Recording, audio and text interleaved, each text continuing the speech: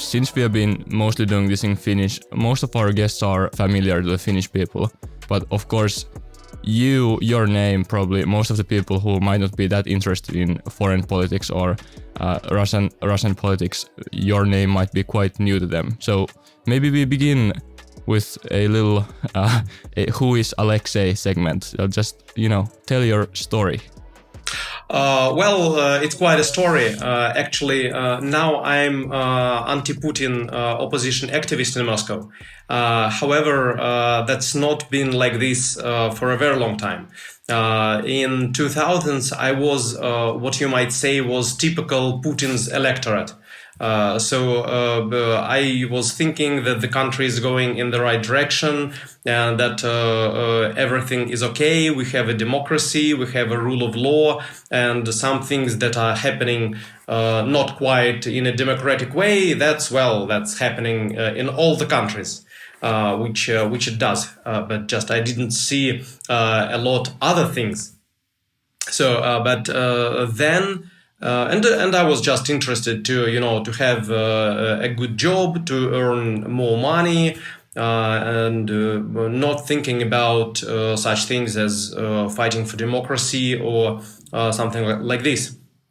And it went for a very long time. And it was at the beginning of the 2010s when I started getting more new information, looking at the things differently.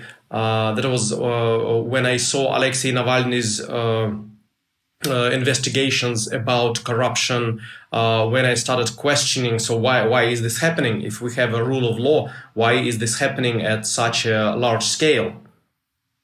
And so slowly, step by step, I started to become more aware of what is happening around me. And I felt that urge, to make a change. And I started naturally, as a lot of people whom I know. I started from charities and non-government organizations. So my friends started a project to help orphans, to educate them how to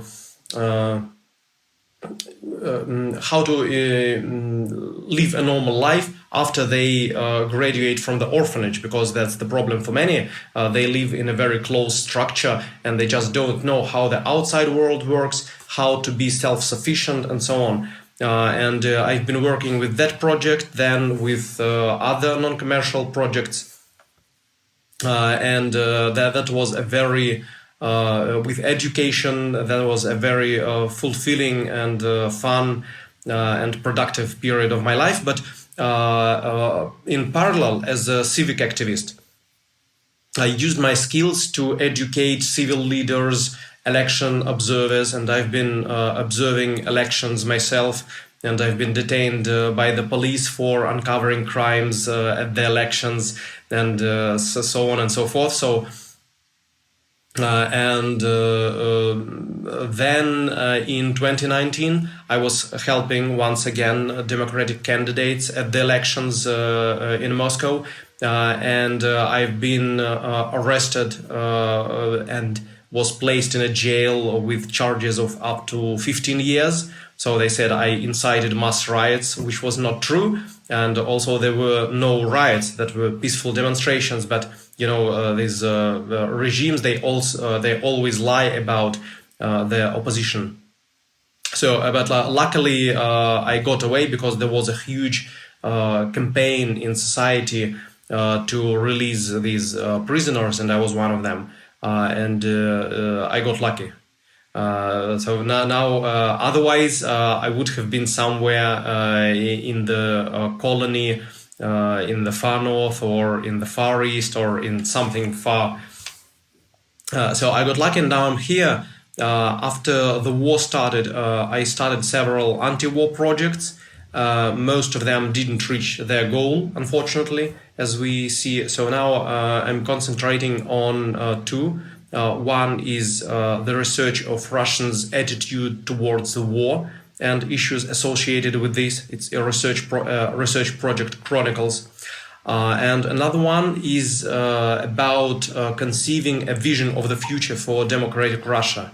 What the life in a democratic Russia could be from the point of view of ordinary Russian, not the very important but very big and very far away questions, far away from the life of ordinary people, like whether it should be a parliament democracy or a presidential democracy, what should be the level of federalization. Most people don't understand that.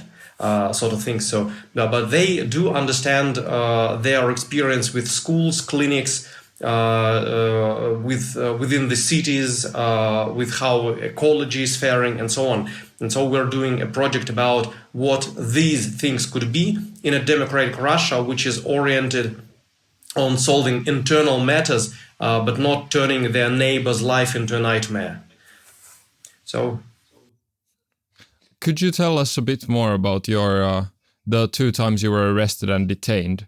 Were you like just having a normal day and police came, or what was the context? Actually, that was when I was arrested. I was having a hunger strike. I was on a hunger strike together with Lyubov Sobol, and it was I think something like more than 2 weeks. I don't remember exactly, but more than 2 weeks of the hunger strike. The first time I was detained, then that was during a big opposition rally where I tried to come, but I couldn't even come because I was arrested beforehand. Because they were tailing me, so but then I got away with that. And then they finally arrested me and placed me to jail when I was hiding, actually, because we've heard that they are catching activists who participated in the rallies.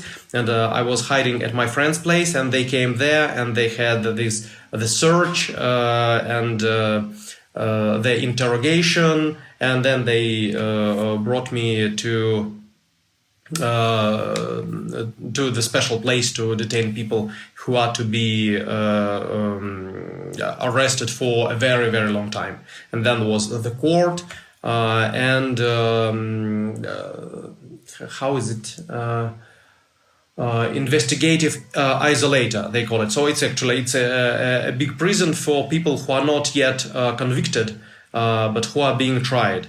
So they keep them there. I can say I got away pretty easily, and the conditions were bearable. So usually when we think about a prison, it's something. It's a very stigmatized topic. I don't know. Is it a stigmatized topic in Finland? In Russia, people widely think that if you were in prison, then your life is over. Something like you can only be criminal after that, and so on and so forth. So it's very hard to get a job. Is it the same thing in Finland? I think probably to an extent, yes. But then also we have one part of the discussion, which is like, oh well, the Nordic welfare prison it's almost like a holiday. it's too easy. So we are balancing between those two ends in that discussion, I think. Mm-hmm, mm-hmm. Yes, we see reports about prisons in the Nordic countries, like in Norway and something like this, and they really look like a holiday house, a typical holiday house in Russia, like where people go to the weekend to somehow have a good rest. So well, it's not like that in Russia, of course, but given that you can buy food from outside. I mean, people can send you food from the outside. That is better, because the worst thing is that first, you can't go anywhere. You're confined within the 4 walls, and second, the food is shitty. But given that food problem is solved, it's okay. And actually, it gave me a lot of space to think, because there were no distractions, no internet, no social networks. And that gives a lot of time just to be with yourself, to think about a lot of things, and that was not utterly a bad experience, because I tried to turn every moment into something useful. I was interviewing other prisoners whom I met about their life stories. and what was happening to them. That was interesting. And I was reading a lot and I was thinking a lot. So that was that made that experience less negative. You mentioned, yeah. I was in jail only for 2 months, and I could have been in jail for up to 15 years if they decided to go on with the charges against me. And in political cases, it doesn't matter if you are really guilty or if you are not guilty, because that's how justice in Russia works, unfortunately. Yeah. You said that you really had no connections to the outside, and you found a place to kind of think about yourself and your life. How well were you informed about the progress of your case? Were you kept in the dark as to what's going to happen next, or did you have how fearful or how real was the kind of risk of spending the next 15 years in a similar situation? Or were you even aware of the situation going outside? I was readying myself for a very long time behind the bars, because what happened was totally unexpected. And it was not because I was kept in the dark, but because it was against how the system works. Usually, if you get in the system, if they get their hands on you, you're done. So almost no chance to get away. But the unexpected thing was that they somehow the campaign to free the people on the Moscow case was so huge that they decided to free some of the people whom they seized, and that was unexpected. We had a TV in a camera. We could talk with people who, rumors. Getting rumors from other prisoners, and of course lawyer was coming several times to see me, and from the lawyer I could get the most detailed and useful information about what was happening.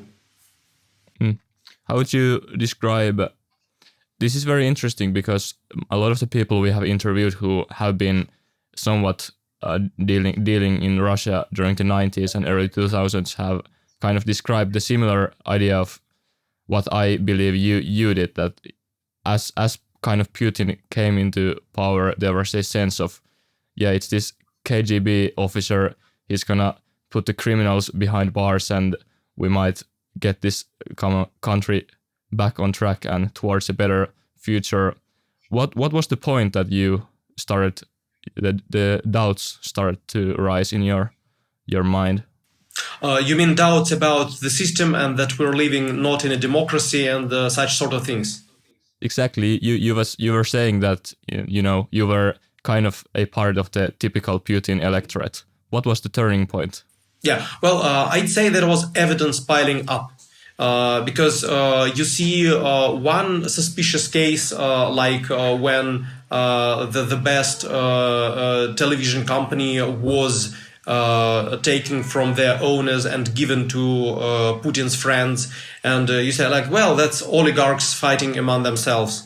Then you see another case with Khodorkovsky, and you say that's oligarchs fighting among themselves, and oligarchs did steal a lot in the 90s and so on, so maybe that's okay. And you just don't have the energy to investigate deeply into these matters. So if you're interested, you can investigate yourself, you can dig a lot of information, try alternative opinions, what one side is saying, what another side is saying, and try to find some grain of truth in it. But the thing is that when you think everything is more or less okay, you're not motivated to do this. You just quickly think, okay, that's oligarchs infighting, and you just dismiss it. But then you get more and more and more and more and more, and then sometime click, and you understand that just all is not as you were thinking. So I was seeing a lot of such things about illegal activities by Putin's friends, about people being arrested for nothing. I was shocked. For example, there was the case of two Russian officers who were serving in Chechnya. That was the case. Actually, I dug into, and I saw that they were convicted for a murder of peaceful citizens, which, of course, if they really did it, that's a terrible thing that can get absolutely no absolution. That's a terrible crime. But as far as court materials go, they were not involved into this. And there was even no ballistic expertise, which is a must in cases when people are murdered from using a gun. So two courts released them, find them not guilty, but then Ramzan Kadyrov said that the courts don't understand the will of the Chechen people, and then the third court sentenced them, and I was outraged, like, what? This is justice. What kind of will of what people?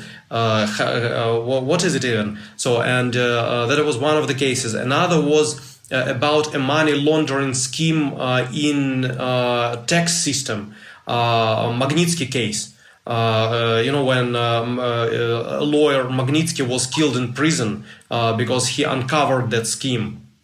And that was a matter of hundreds of millions of dollars being just stolen. And I was like, what? How can this happen? And it piled up and piled up and piled up. And finally, I think the final thing was when Putin said that he is going to be the president for a third time, which was prohibited by the constitution. But then they said that he can't be the president third time in a row. But as Medvedev was after his 2 terms, he can go. And I was like, what? That was it for me. Hei, ja sori keskeytyksestä. Meille ei kukaan kerro kelle tai mistä saa ja ei saa puhua, vaan me uskomme siltojen rakentamiseen antamalla reilu mahdollisuus erilaisille ihmisille ja ajatuksille. Tämä ei tee meistä järin houkuttelevaa tai turvallista yhteistyökumppania, mutta kun joku päättää uskoa meihin, me halutaan, että se luottamus palkitaan. Havu on suomalainen perheyritys, joka myy uusiutuvasta luonnonmateriaalista eli puusta tehtyjä Suomessa suunniteltuja tuotteita. Koodilla HK15 saat kaikista havun kelloista, korvakoruista ja ruseteista 15% alennuksen sekä aina ilmaisen toimituksen ja tuet samalla omaehtoista suomalaista journalismia. Käy tsekkaamassa mallistoa osoitteessa www.havuwatches.com ja hyödynnä 15% alennus koodilla HK15. You said you were being tailed by Russian police or investigators or some kind of officers. How long do you think they had been tailing you, and how had they catched wind of you? Oh, no, not long. Actually, as I was saying, I've been helping Democratic candidates on the elections in Moscow in some 2019, and then the candidates were not registered against the law, and one of the candidates, Lyubov Sobol, whom I also helped, she went on a hunger strike as a sign of protest that she thinks this decision was illegal. And I went on a hunger strike too because I was outraged. I never saw such blatant falsification during the elections. Well, I mean, I've heard about such things, but I never saw them with my own eyes, so to say. And that was outrageous, and I joined that hunger strike. I think that was the time when I really caught the attention to such a degree that to have been followed by police. We were, before we started recording this, we were discussing as interesting of a topic as the weather right now. And I think you mentioned something about the weather in Russia. Are you still located in Russia? Yes, I'm in Moscow. How do you feel about that? As I understand, most of the people who are very vocal about the Russian government have moved abroad from Russia. Do you feel, well, obviously, can you feel safe living in Russia? No, I can rationalize about why my wife and I decided to stay, but that was first and foremost, it was an emotional decision. I just didn't want to go. It would be easier for me than for most of the people who left, because I have a European education. I have past business contacts in Europe, so it would be easier for me to leave. But I just didn't want to. I remember well that was the very beginning of the war, and I've been thinking that I had two grandfathers, one of them Russian and another Ukrainian, and they were fighting against Hitler, and that was way more dangerous than what I'm facing. And still they didn't flinch, they went on till the end, so I owe them no less. They defeated Hitler, I must defeat Putin now, who is now Hitler's spiritual successor, so to say. Of course it's not safe. But if everyone chooses safety, then we're in a deep shit. And there will be just no one to stop this bastard. Are you ready to go to prison and possibly receive torture or beatings and so on? Well, no one is ready, actually. Whatever people say, no one is ready. And of course, I do my best to weigh the risks and only take those risks that have some potential use for the matter of peace and for the matter of democracy. Of course, I would not like to go there, but if it happens, I will not be. I will not be thinking, oh, I should have left, and so on and so forth. Of course, it will be hard, especially tortures. No one likes tortures. It's a terrible thing. But for me, it makes sense to stay here and to try to change something, even if the price can be steep. Well, you mentioned many anti-war projects you have been working on. The most prolific one is, of course, the Chronicles project. Can you tell us a bit about that? Well, when the war started, I was actually on the first day, I was doom scrolling for, I don't know, maybe 3 hours or so. Then I said, stop. And I must do something to try to influence the situation somehow. And I called several friends, allies, partners, and we gathered on the evening of the very first day of the war at my place, and we started thinking what we can do. We started making some forecasts about how the situation might go. And one thing there has been a very good sociologist there, social scientist, and we understood that Kremlin will use all sorts of measures to create an impression, a false impression, that people support the invasion. That's the core thing they are doing always. They are creating a picture that the majority is for Putin and for everything he does. However, that's not true. And we also understood that current pollsters, independent like Levada or others, they will not be agile enough to adjust their methods to a wartime environment. Because polling in a democracy is one thing, polling in a peacetime authoritarian regime is another, but polling in a wartime dictatorship is utterly another. So, and we decided that we must make our own research project in order to get as good information about what people are thinking as possible given the circumstances. So we understood from the very beginning that it's not just about research, not about just making calls, but about analysis, a deeper analysis, and about explaining to the people what these results might mean and might not mean, because what we see is Levada research with headlines like 60% Russians support the invasion, but nobody can explain what does it mean when a person replies yes to a question, do you support or do you not support the so-called special military operation. Let's make an experiment. Imagine that you're an ordinary Russian person, you get a call, and a pollster asks you, do you support or do you not support the special military operation in Ukraine? And you say yes, and you are sincere. So we don't, in this case, in your case, you are sincere, you don't lie because you feel unsafe. We know that these people exist. There are like millions of them. We had an experiment about that too. But let's imagine that you are sincere. What do you mean? As in what? Yeah, if you support the war, you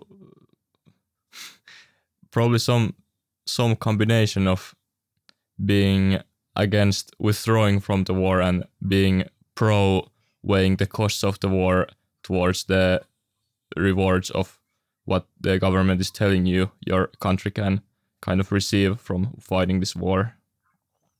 Probably another thing would be you're possibly uncovering how well the brainwashing operation has, whether it's been successful or not. Not just that, but Arnie, try to give the reply that imagine you're a Russian, you get a call and you say, yes, I support the special military operation. What do you think that person means? What would you mean if you were a Russian and you replied that? I would probably think that they have bought the narrative that it's the West against Russia and Ukraine has to be conquered, and there's probably there is a real threat to, let's say, not attacking. That's probably, I would feel unsafe in Russia if there was not an attack towards Ukraine. Mm-hmm, mm-hmm. So you see already the two of you have different opinions on the matter. And the thing with this question is that it includes a super wide range of opinions, starting with I'm lying because I'm afraid to be persecuted for the wrong answer, and ending with I'm already in the trenches with a machine gun. I enlisted as a volunteer because I totally trust Putin and hate Ukrainians and so on. So so this wide range is totally uninformative. And people, when they see this number, they don't actually think what this can mean. Most just have some automatic reaction like, 70% Russians support genocide, or they don't think anything about it at all. They just they are just lying because they are afraid. So and instead of an understanding what is really happening, what people are really thinking, that gives us this wibbly wobbly stuff. That is why we are putting way more effort into analyzing the results and about designing our questionnaires in such a way as to get meaningful information. For example, Matti, you were saying that probably a person who says, yes, I support the so-called special military operation, that he would want the war to continue. But actually, a lot of people who say that they support the special military operation, they don't want the war to continue. Because we invented our own metric, what we call consistent supporters. We have three questions. One is actually whether people support or don't support the war, so this vocal position. The second one is about budget priorities. What, according to the people's opinion, should be the budget priority social sector or the military. And the third one is whether they would support Putin's decision to withdraw troops and start peace talks without reaching the goals of the war. Do you understand that if you invaded, haven't reached your goals and withdrew troops, that means you've lost, actually. Thanks to that, we know that a huge majority of people who say, yes, I support, they don't have a consistent position. And only 12% of Russians have a consistent position on this matter. They say they declare support. They say that they think that budget priority should be military, and that they would not support withdrawal without reaching goals of the so-called special military operation. Which shows us that most people are just replying to this question. They don't actually have any sort of conscious position about it. And they are joining what they think the majority is. It's a purely social reaction. And there are very interesting experiments which were performed by Solomon Asch, for example, and they were then repeated in different variations by a lot of other social psychologists, which show that people on the matters which are not really important for them, people are just joining what they think the majority is.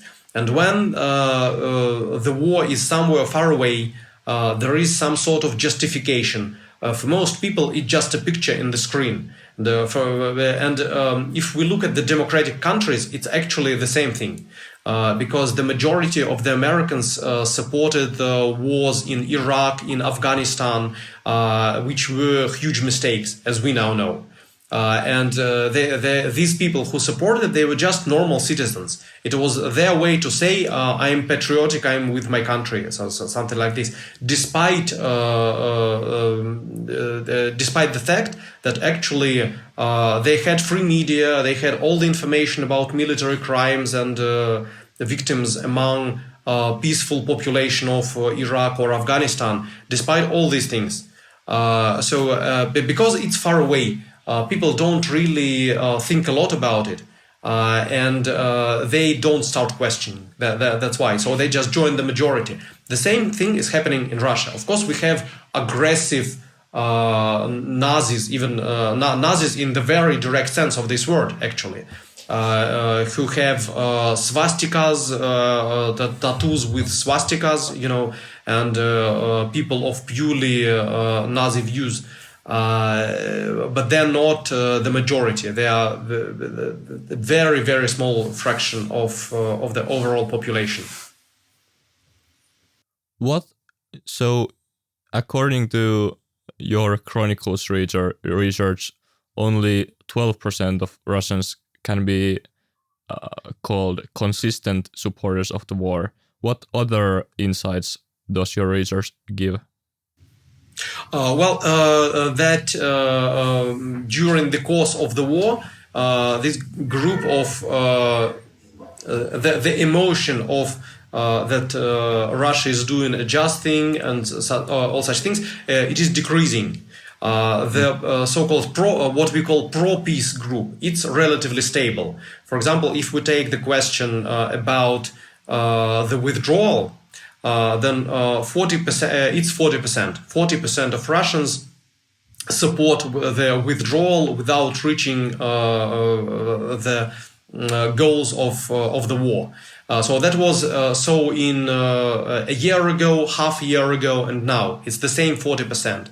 But if we look at the people who would not support such a decision, who were in favor of continuing the war till the victory, so to say, then this group is diminishing. Because if we take this one question, 47% would not support such a decision in February 2023. Then it was 39% in July, and then it was 33% in October. So this group is diminishing. And I believe that is important to understand, because if we talk about some policy implications, we should try to look in the future. And we see that the likely scenario is that less and less Russians will have any kind of position of support, be it emotional, be it rational, because we just don't see how it can, how this trend can reverse. All these indicators, they are just dropping down.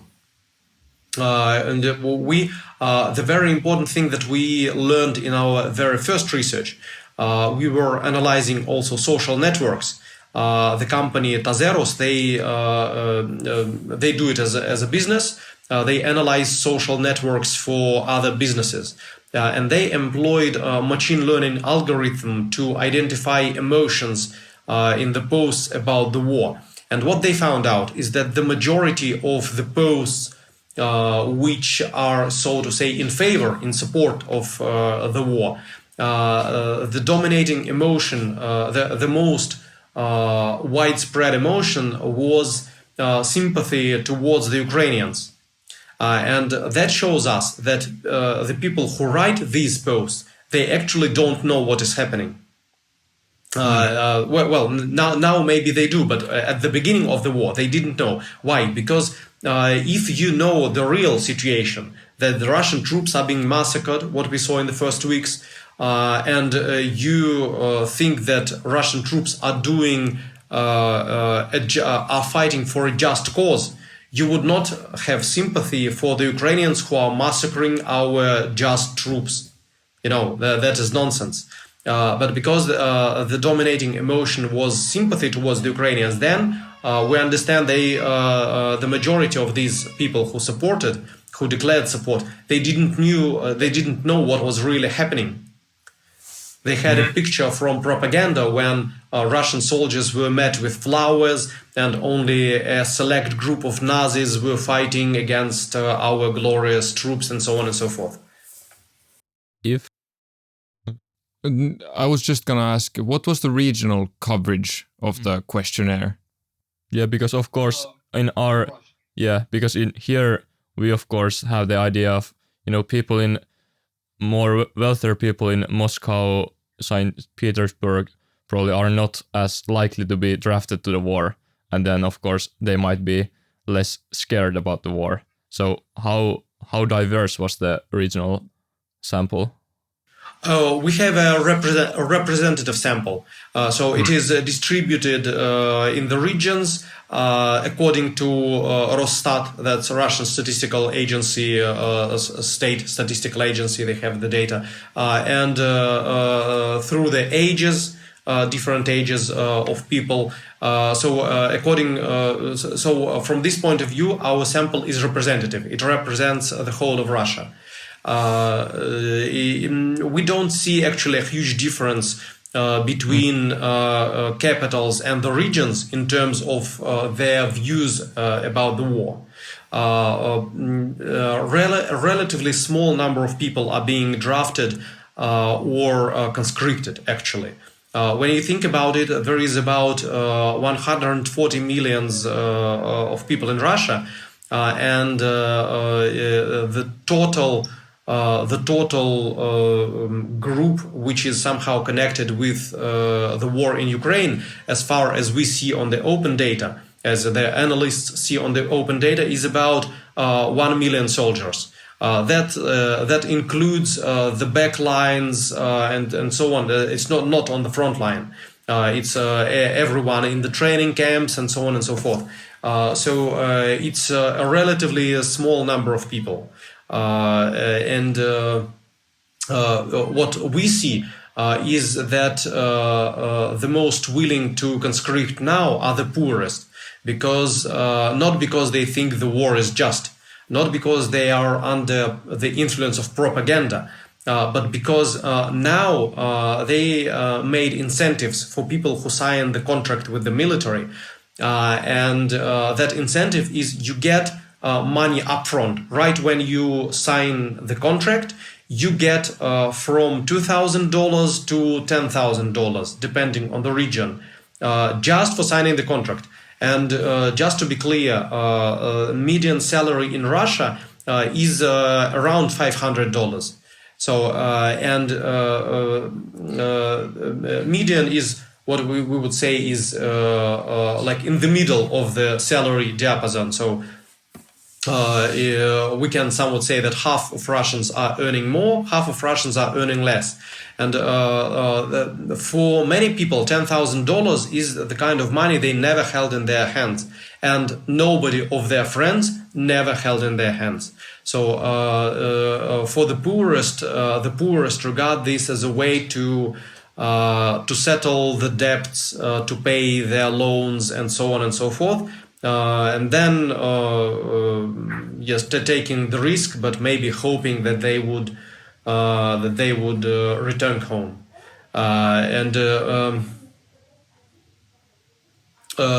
Of course, there is a moral aspect. I was, for example, when I was a teenager, I was listening to Nightwish, the Finnish group, and I remember words like from in one of the songs, "Obey to kill to save yourself." That's I think actually that people who listened to Nightwish when they were teenagers are less likely to conscript. It's not a scientific data, but it's my own estimation, because when people live through this emotion, when they listen to the song, they understand that it's unacceptable. They won't be able to live with that when they do that. So, but unfortunately, when the people are very poor, and they have a lot of pressure from the creditors and from their relatives who need money and so on and so forth, they are less likely to think about the moral things, unfortunately. That's why it's so important to develop economy and to help people get more wealthy. You mentioned that the kind of general sentiment for the pro-war position is the trend is decreasing. What kind of predictions can you draw from that information? Because if I think about it, it might also seem that if you have a dictator that the most important thing for him is to stay in power, the trend of decreasing support for the biggest war he has might also be a worrying thing, because then he might need to start something new to kind of create the state of emergency and chaos needed to stay in power. Well, I can't say what is happening in the head of Vladimir Putin.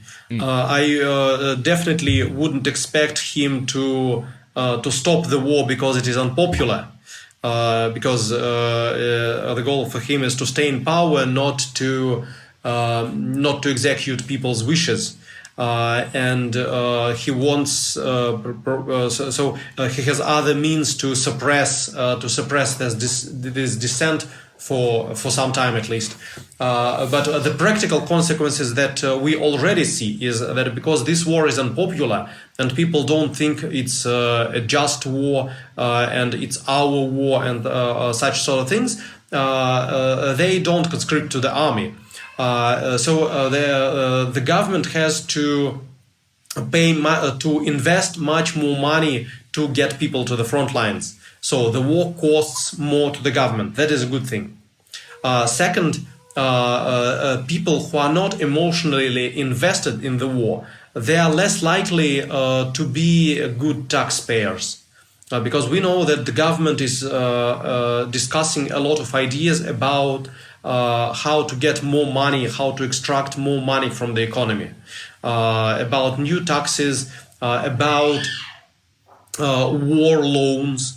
So they are saying that people have like $500 billion in their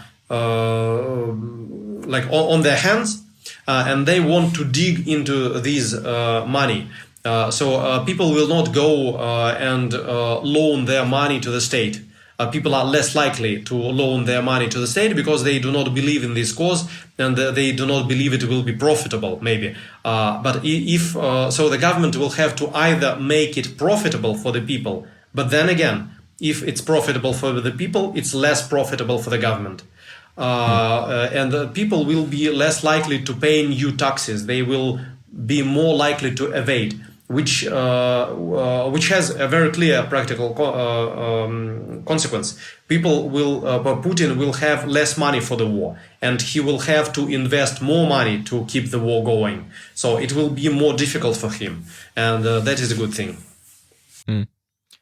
Since the war has started, kind of at least the sentiment we have felt here in Finland is that at the same time people feel that this is the action of Putin and the military, and thus this is not the action of the Russian people. And on the other hand, to some extent, even the regular Russian person is accountable if not for enlisting or doing something in support of the war, then for remaining or not doing anything against the war, for the inaction to act against the war. What do you think about this kind of thinking, and to what extent do you think it's justified or smart to hold the average Russian accountable for the actions of Russia in Ukraine? Well, if we put away obvious things like war crimes and such sort of thing, then we end up in a very philosophical sphere.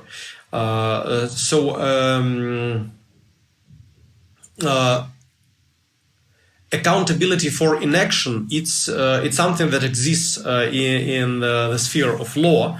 Then you could have prevented some tragedy and didn't do it, and then there is a criminal article of the criminal code for this, especially when you not especially, but when you had the duty to stop it and didn't stop it from happening. So that's one thing, but that doesn't work with most ordinary Russians who did not have the position and the power to stop it. To my mind, we should always try to understand when we try to accuse someone of something, we should try to understand the situation in which this person is. What actions this person could initiate, what could be the results of these actions. So, and when we look closely at the situation in Russia, we see that the range of actions which most Russians can take against the war, it's not actually a very wide assortment of actions. And when we think about the effectiveness of these actions, actually it's very small. But the consequences on the other side, on the other hand, for this person, they can be pretty harsh.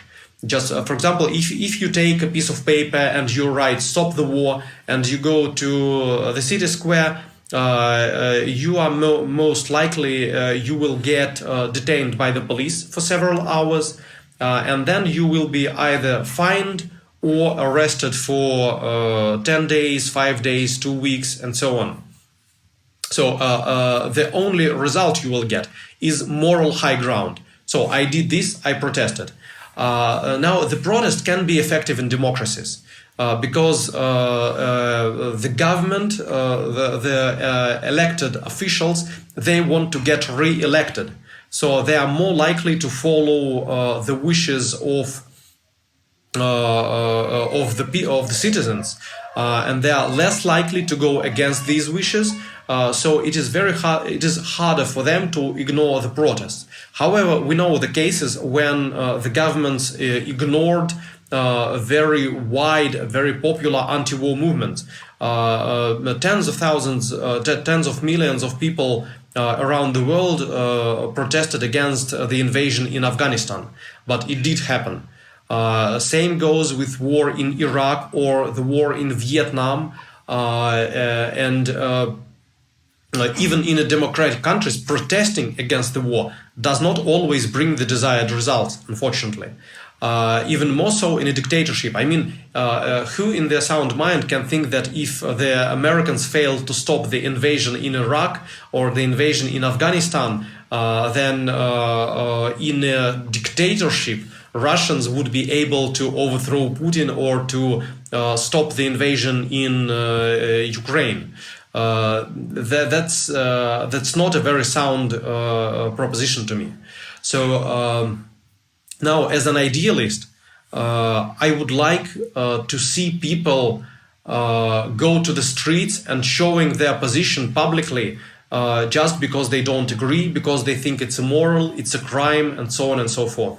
But as a realistic person, as a person who studied social psychology and who was studying in a business school, who was studying management and strategy, I just don't see the social reasons to see tens of millions of Russians in the streets. The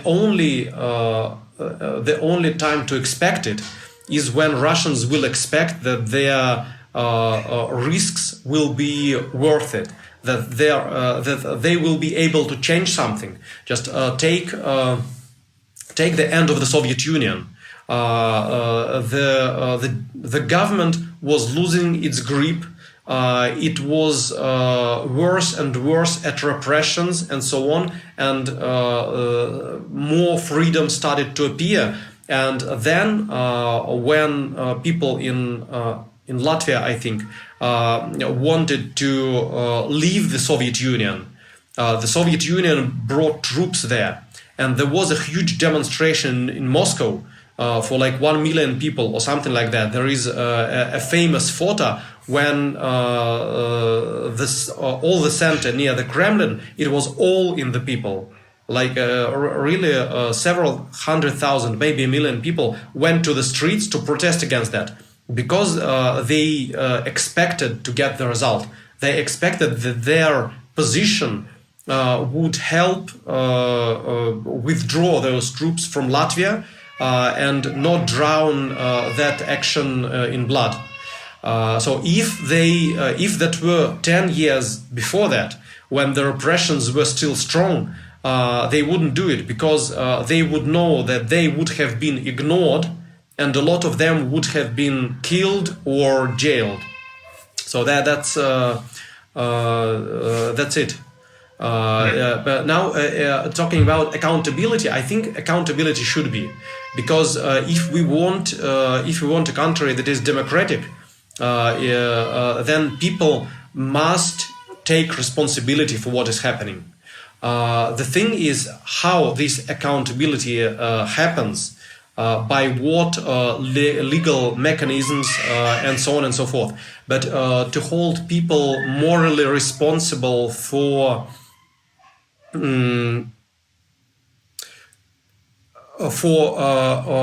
withdrawing from action when they didn't expect to get a result, I don't think it's a really very sound position. So what needs to change, or what conditions need to be met for there to be a fruitful ground for protests in Russia? Well, I think the most important thing is that we, the Russian opposition, that we create the vision of the future that will inspire both the people within the establishment and the ordinary people and the foreign establishment as well, like in the European Union and then the US, that would inspire all these people to work together towards the change. Because there are a lot of people in the establishment in Russia who are not happy with what is happening, but they just think that if they go against Putin, it will be worse for them and worse for Russia. So do ordinary Russians. They don't know what the future might be. And Putin's propaganda is telling that if Putin is defeated, then NATO will dismember Russia into several states, and they will subdue our country, and so on and so forth. And a lot of people believe that because they don't have anything else to believe in. So it is our job in the opposition to create the vision of the future of what a democratic Russia might look like, both in the very like, so to say, serious and high level matters, like how the government should be organized, what should be the competitive edge of Russia in the global economy, and so on. But also from the point of view of regular citizens who don't think about competitive edge of Russia or about who should govern the base percent of the banks and so on. So base banking rate. But they have their everyday experience with hospitals, with schools, with city environment, and we must show them how their life might change if they fight for democracy.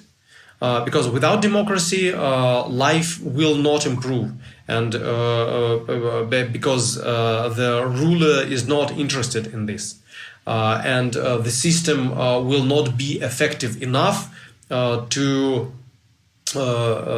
create this environment in which people can thrive.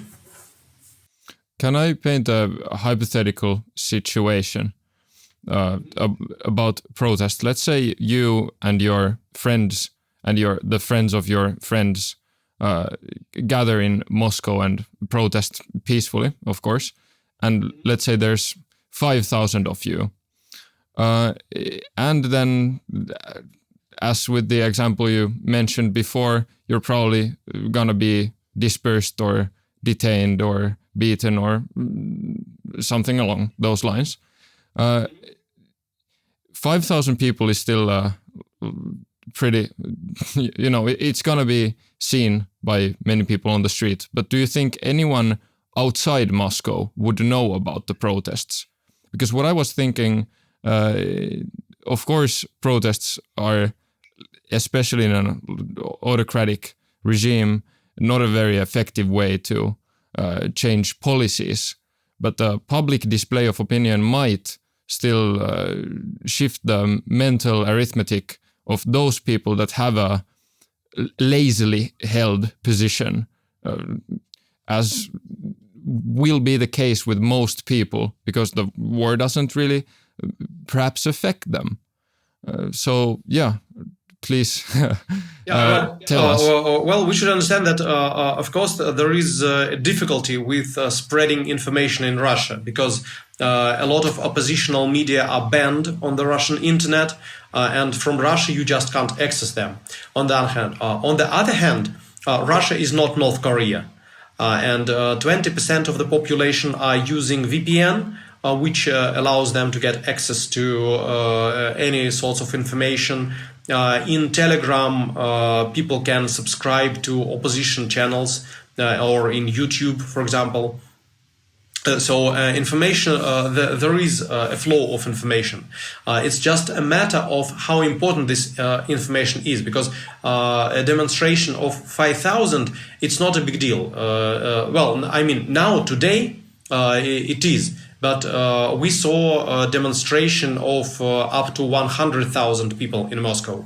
And when Navalny, after his poisoning, when he returned to Russia, we saw demonstrations in his support in more than, I think, more than 50 towns and cities, and tens of thousands of people were protesting. At the beginning of the war, we saw demonstrations in hundreds of Russian towns and cities, and I would say that maybe more than 1 million people demonstrated. So I don't think 5,000 would be like a bomb or something like that, a blast, but people would somehow know. I think the more important thing is just that people saw a lot of demonstrations and they didn't change anything. So people will be okay. Yeah, one more demonstration. So what? So the thing is not in a demonstration by itself. It's in some sort of plan of how the situation might change. Once more, if we look at what people expect to get, even if the action is not as effective as it could be, but people understand why they are doing it, they might join. Because if they say, why should I risk? Well, you will get moral high ground. Most people will say, well, I don't want moral high ground. It's not that important for me to risk being arrested for 2 weeks just to get moral high ground. I won't do that. But if we show them the picture of how their life might change in several years if Russia goes democratic, more people will join. And more importantly, the change in the state, it doesn't happen just because people go to the streets. It changes when there is the change in the establishment. When people within the establishment start acting differently, or when other people are in the establishment. That's the point of electoral democracies, the rotation of people within the establishment using the elections. But in Russia, you can't get that. Well, I mean, you can, but it's very, very difficult because the elections, it's not the elections, it's special electoral operation, what we see in Russia always. So they are controlled very tightly. And now, for example, with presidential elections, they didn't let participate in the elections to Yekaterina Duntsova, a journalist from Rzhev. And I'm deeply into Russian politics, but I learned about her existence only when he put up her person as a candidate for the presidency. So she's not a well-known person. She doesn't have a lot of money or fame or social capital, but they didn't let her participate. That shows how afraid they are actually to get some real contestant. So it is important to get people in the establishment on our side, and that cannot be done with just demonstrations. If you have the time, one final topic I'd like to discuss. I don't know how well versed you are in the Russia-Finland relations, but recently, as a response to the what we call a hybrid Russian operation to manufacture refugees to our border with Russia, Finland has closed off the entirety of its eastern border with Russia. So there is no, of course, we stopped the flow of these so-called refugees, but we also obviously it makes it very hard for example, people with a dual citizenship in both Finland and Russia they can't cross the border and they can't visit their family in Russia. And of course, it also disturbs the communication and all kinds of possible relationships that Finnish people and Russian people can have. Do you have any kind of thoughts on this, and what's your take here?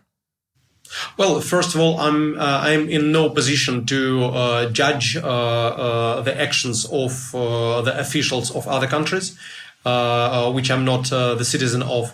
However, I have some thoughts. One is a general thought about the anti-Putin politics or more precisely anti-Russian politics policies in Europe. It would greatly benefit to the citizens of the European Union and of the United States if these policies were more well thought through. Because, just not letting in Russian citizens because they are Russian citizens, it doesn't help solve the case. It doesn't help to stop the war. To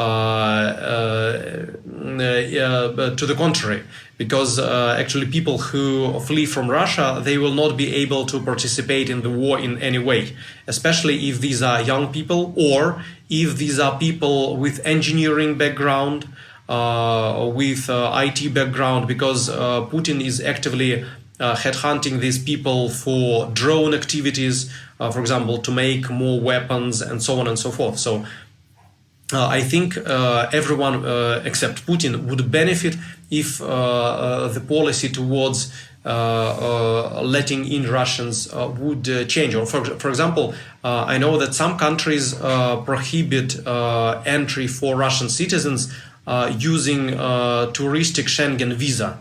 I don't remember if Finland does that, but that just makes no sense. it's not it is a populistic measure by the politicians to show that they're against Putin or against the war, but actually it doesn't help to stop the war in any way. But it does help Russian propaganda to say that we are surrounded by enemies. They are taking hostile action against ordinary Russians, and that helps them reinforce the message. So I think that all these things, they should be more strategic, more goal-oriented, not just emotional. Like, okay, we are against the war, so we will we cannot have a revenge on Putin, so we will have a revenge on ordinary Russians. It shouldn't be like this. I personally think that there is a lot of cultural ties between Russia and Finland, and people from St. Petersburg were often going to Finland, and people from Finland were often going for a weekend to St. Petersburg, and that was definitely a very good thing. If we look at the culture, there are some Finnish actors who participated in Russian movies, like there was these very famous movies in the 90s, особенности национальной охоты, like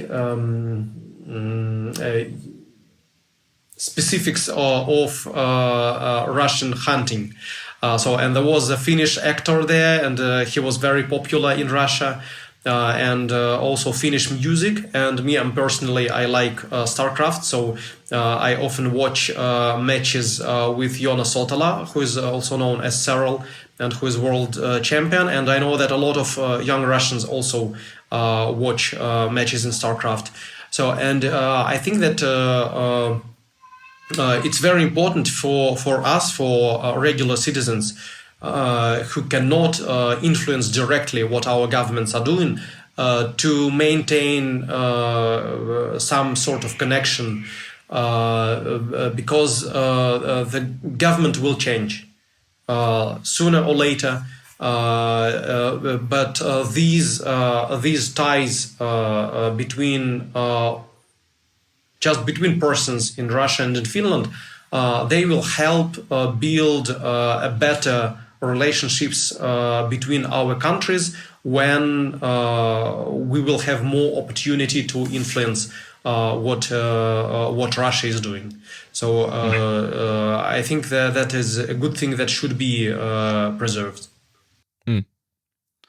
Maybe finally, your Chronicles project. So you're doing this very important research in Russia. What maybe a very difficult 3-part question. If you forget one of the parts, it's okay. But first, what can people do in general? Let's say, for example, Finnish people, to advance your cause.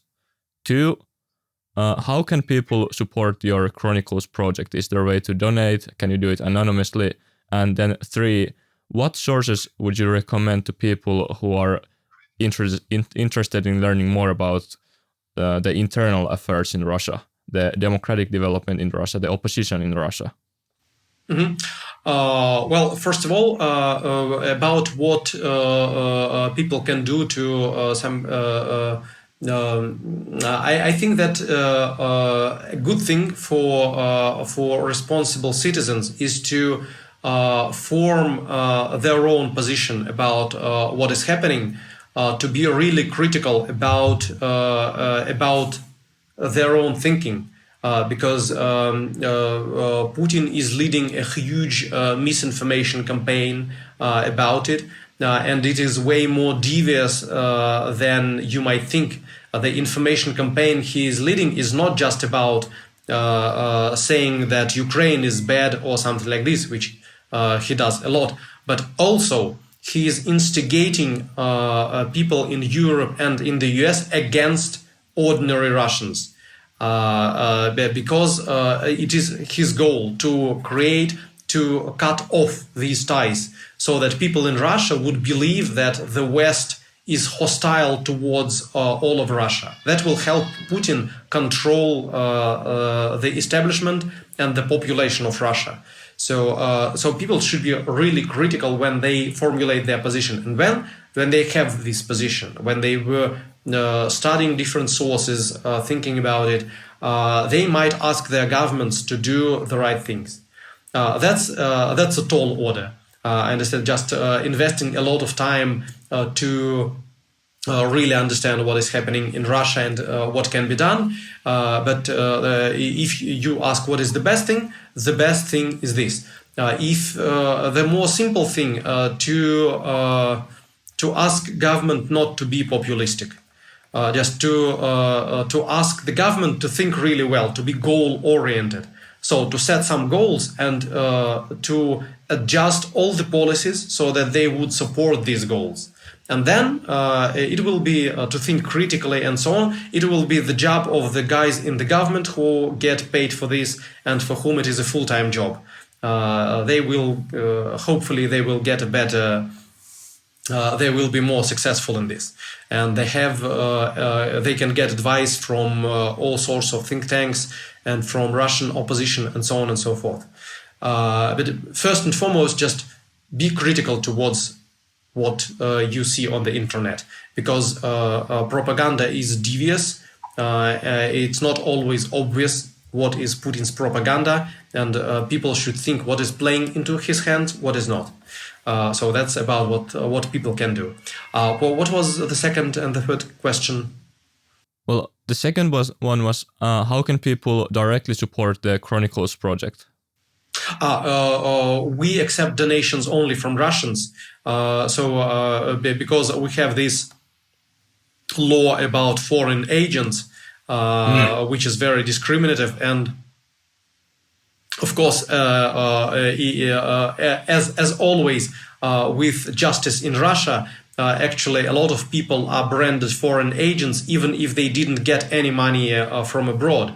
But for me, it's important to be as so to say, in this respect, to be as clean as possible, holier than the Pope of Rome. I should be if I want to change, to make more impact. That's the answer to this question. Yeah, well, I understand that very well. Then finally, for people who are interested in learning more about the internal Russian affairs, learning more about Russia, not just what, for example, if you follow Russian media or if you follow Western media, you get two pictures. If you want to get the picture of people like you and from the opposition in Russia and what's really happening, what people are, what are the discussions like, how can people learn more about what's happening in Russia? Well, the simple way is there are two media outlets who have English versions. That's Mediazona and Meduza. And the easy way is just to follow these oppositional media. They are okay-ish. Well, Mediazona is good. Meduza is okay-ish. And that's the simple way to get more information about what's going in Russia from, like, so to say, from within Russia. I think that's a relatively good way. But of course, if people want to get a better grasp at the more, so to say, involved level, then of course there are outlets like Foreign Affairs and other analytic media which publish long expert articles. But that's for those who really want to immerse themselves into this topic. All right. Thank you so much for your time, and I'm sure we both, and probably all of our audience, also wishes you all the best. Thank you, Arni. Thank you, Matti, and thank you for having me here, for listening. I hope the situation will change, and we do our best to do this. And I hope that relationships between Russia and Finland will be good once again, as they were in the 90s and in the 2000s. Have a great day. Exactly.